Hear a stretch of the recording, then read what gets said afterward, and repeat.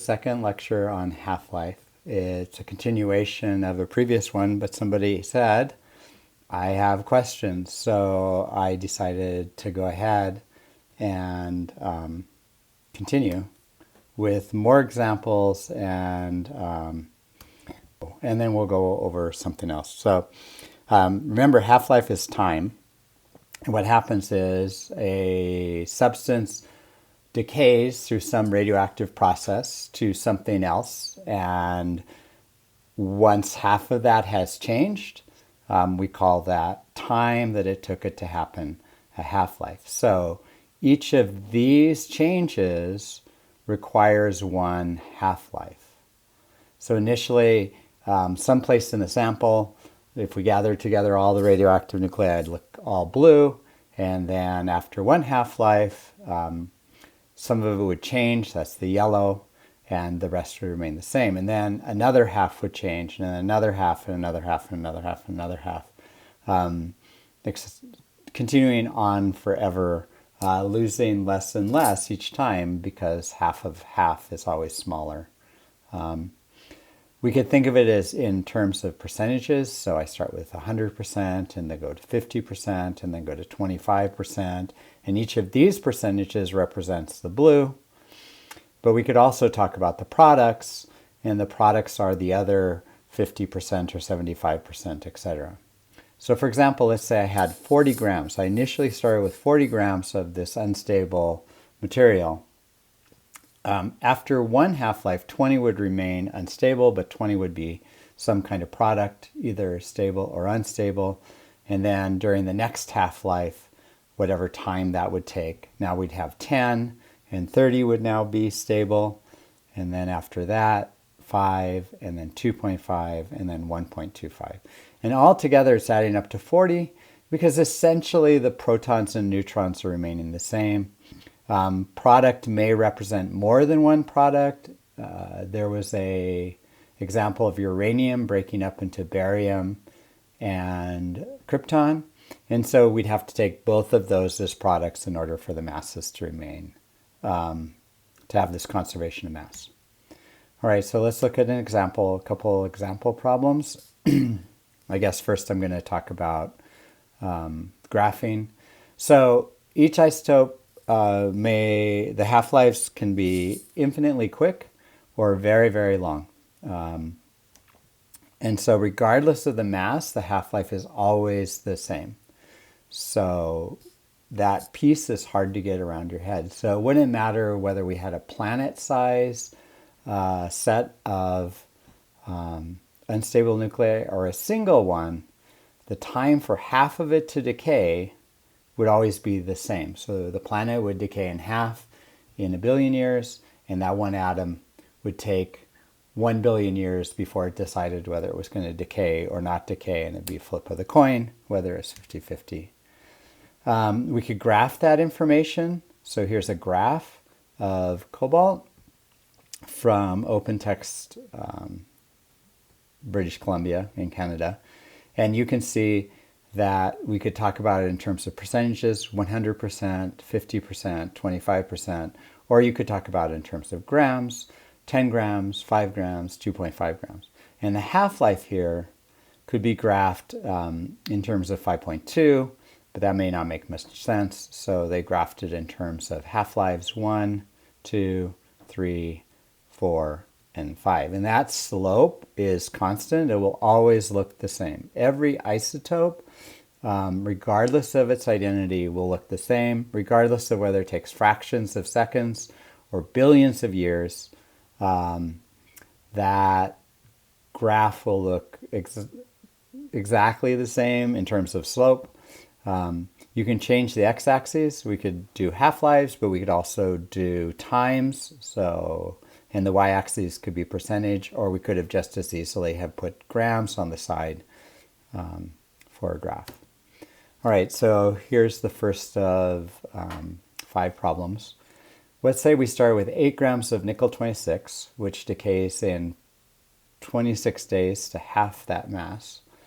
Find the mass of nickel-26 after 18 days. Okay, so our job at the beginning is to write 8 and 0. We're starting with 8. So what's the time? 0. And then in 6 days, in 12 days, and 18 days. So 18 days is our stopping point only because that was the stopping point in the problem. And then what we do is in our table, we break down the mass by half. So half of 8 is 4, half of 4 is 2, half of 2 is 1. And that leads to our answer, which is in units of grams. Now, alternatively, remember we had, go back here for a second, way too far. This process happens over and over again. And so this 100%, 50%, 25% is a value that happens regardless of the isotope's half-life. And so it's always 100 becomes 50, 50% becomes 25. That value never changed. So an alternative to building a table like this is to think about it in terms of percentages. So if we did 3 half-lives, that would be 100 to 50 to 25 to 12.5. And so our beginning value is 8. The decimal value of my percentage is 0.125. And so when I multiply those together, I get 1 gram. So it's an alternative method using percentages. Table always works. The percentages mostly work for everybody. Okay, so we're going to build a longer table. We have a 20-gram sample. So we're going to target with 20 grams at 0. And the half-life is 40 hours. So 40, 80, 120, 160, 200. And we went up to 200 because that was what was in the problem. Now we have to find the mass. So 20 would become 10, and 10 would become 5, and 5 would become 2.5, and 1.25, and then finally 0.625. So this would be our answer in terms of grams. I didn't have space for grams. And then alternatively, you'd have to take this down from 100 at the start to 50, which is 10, to 25, which is 5, etc., so that you'd have 5 half-lives, which would lead to 3.125.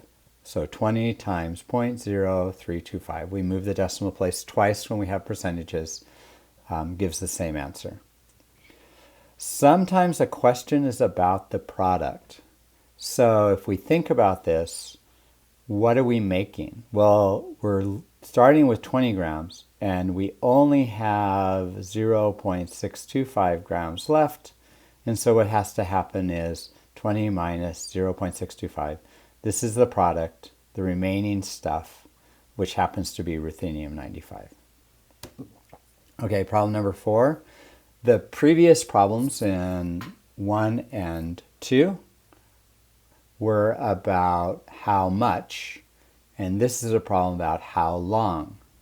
So we start in the same place. We're starting with 50 grams at time 0, and we know the half-life is 1.25 billion years.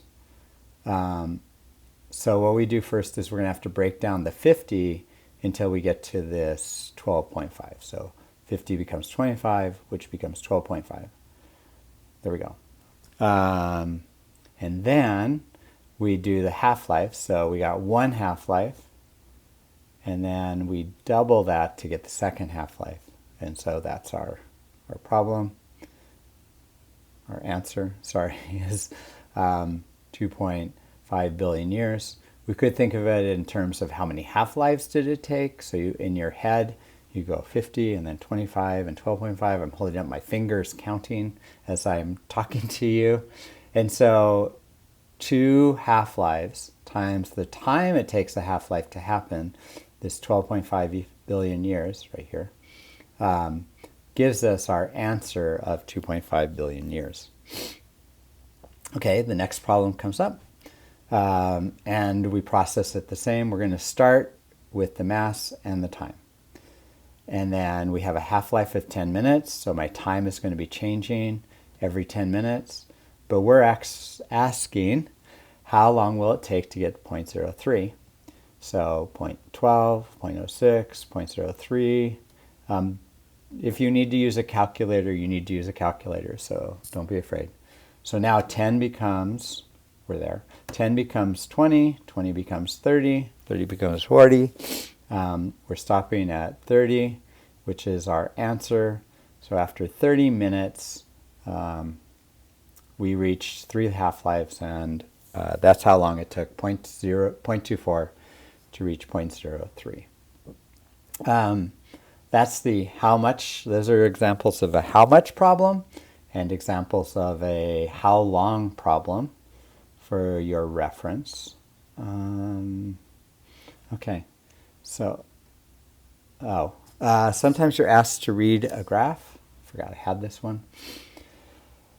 So what would that look like? So in this problem, I have two of these problems. Argon-42 has a half-life of 33 years. Now, this graph doesn't show 33, 66, 99. Instead, the graph is showing 30, 60, 90, 120 because that's so much easier to graph. And what remains after 30 years? So we graph it out at least past 70 years. So you could stop here. I typically just keep going because all you're doing is divide it in half. You graph it. Sometimes it's given, or you had to do it in a previous problem. And then you draw a trend line. So again, everybody's trend line might be a little different. So again, we're doing some estimating. We're doing some estimating like, is that 33? We're doing some estimating, is that 66? And then even when we draw a trend line, we're sort of estimating what that looks like. Now we got to figure out where 70 is. So 70 is somewhere in between 60 and 90.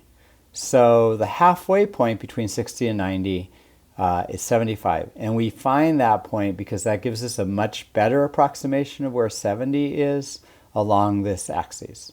So 70, for my estimation, is about there, about 2/3 of the way along. And then I need to run back to find an answer. So the question was about what is the percentage. So now I need to find a value on the y-axis. So I go over to the y-axis. Again, figuring out where the halfway point is on the y-axis, I can make an estimate. And I estimate it's about 12 to 22. And I could be much clearer on that estimate if I divided this in half, which is, I had it last night, 18.5, I think. I'm actually forgetting. So 25, 12.5, half of 12.5 is 6.25. So 18.75 is at this halfway point. So really 19 and a half. But I would accept a wide range of answers. So when you're graphing, you do have to make a reasonable guess. You can't guess 24 here. You can't guess 70 is like right there. You need to do this piece we did with C and this piece we did with E in order to find a reasonable estimate when you're reading a graph. Okay, one more. This time I chose a how long, so basically we're just flipping the problem. But again, you can see the graph looks very, very similar. We have to create a trend line, and that trend line looks almost identical. So you could constantly reuse a graph over and over again in order to develop answers over and over again. And in fact, I think it's in pre-calculus, maybe in Algebra 2, you actually look at half-life trends in calculus. So there it is. So what we do, how long does it take? 60 grams to decay to 10 grams. So we'll need to find 10 grams on this graph. So let's find something close to 10, 15. So what's the halfway point? The halfway point is 7.5. So that'll allow me to figure out where 10 is. 10 is probably close to there. So estimate 10 on the line. And we come to that line, that point on my trend line. And then now we have to estimate days.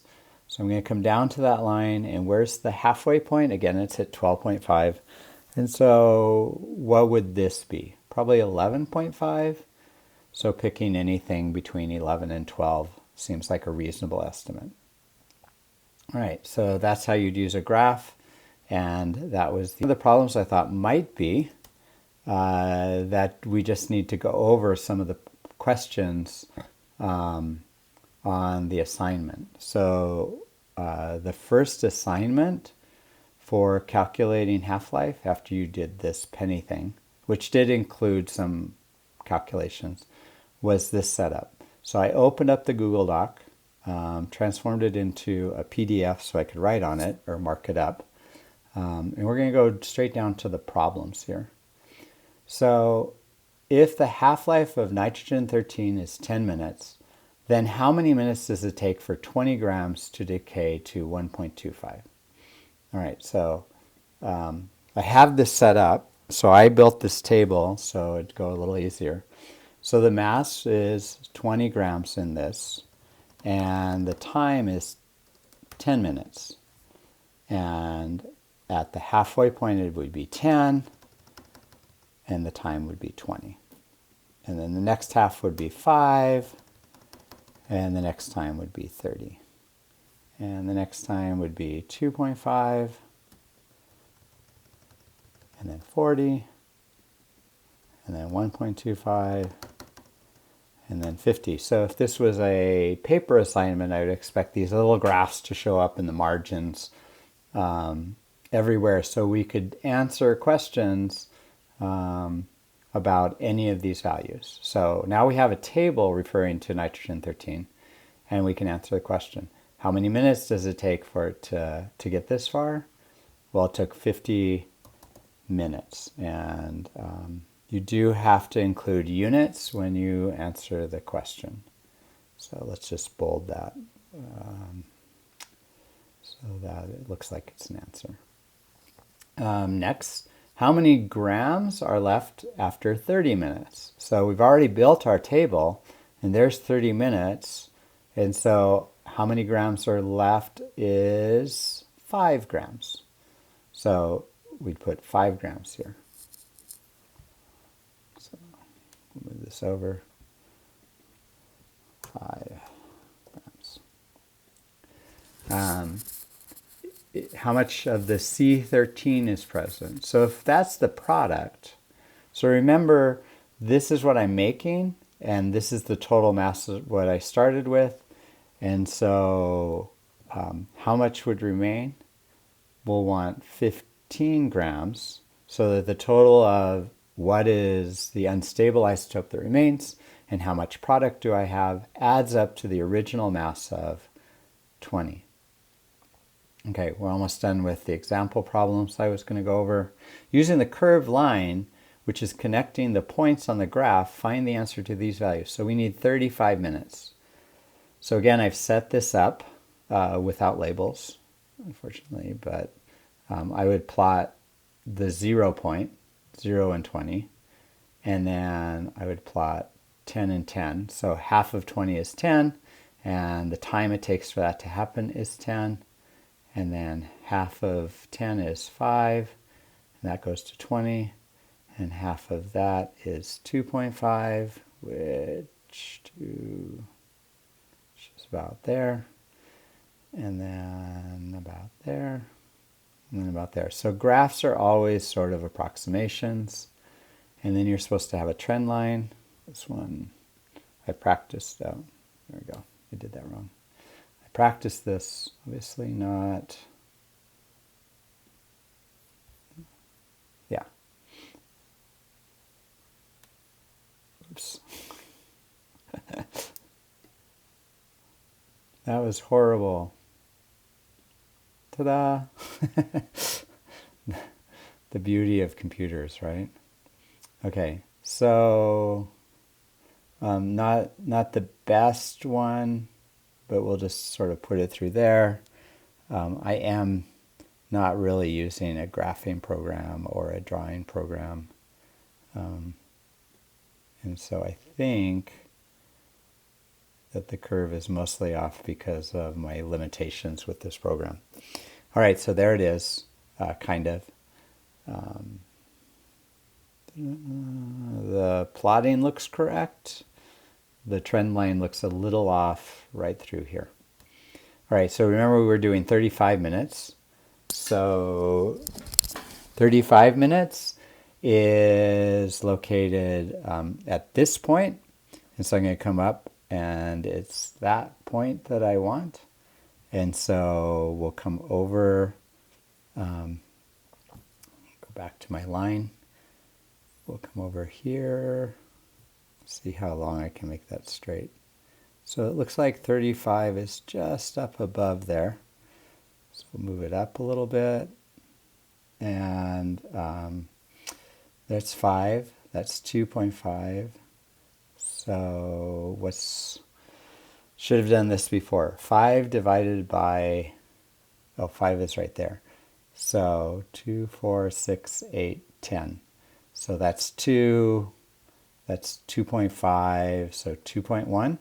So we'd say about 2.1. So we're going to come down here, copy, paste. And so my answer would be 2.1 grams. And then how long does it take for only 2 grams to remain? Let's go back up. I'm just going to move my copy, paste, change the color. Love pink, huh? Red. Okay, 2 grams. 2 grams was right there. Was that the question? Till only 2 grams remains. Well, that was sort of silly. So it's actually very close to the same thing. There's 35. So 36, 36.5 would be my answer. And so copy, paste. And so 36.5. And then this time it's in minutes. All right, so I hope that was helpful.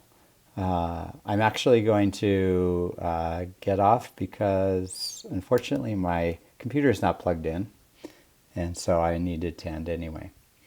If you have any questions again, let me know, and I hope this helped a lot.